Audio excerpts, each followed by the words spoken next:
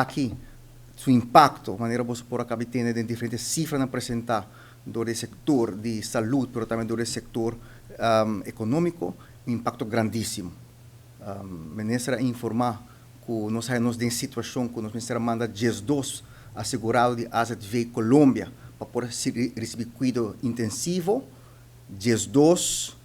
pacientes assegurados, na 50 mil flores mais ou menos para paciente, mostrava que o impacto que tem arriba é fundo de AZV, significa que se nós seguimos mandar paciente fora, cria mais gasto para mais gasto que nós primeira para o fundo de AZV. Também nós miramos aqui na congestão na SVB, por motivo que a quantidade de pessoas que está incapacitada para poder trabalhar aumentar dramaticamente durante a ola aqui,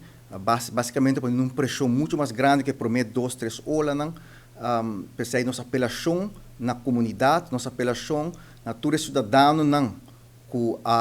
ainda não vacinar, na todos maior para assumir uma responsabilidade também para nós na todos que está desejar para rapidamente nós estar back arriba caminho de recuperação, nós estar back arriba caminho de chegar back na normalidade aceitável,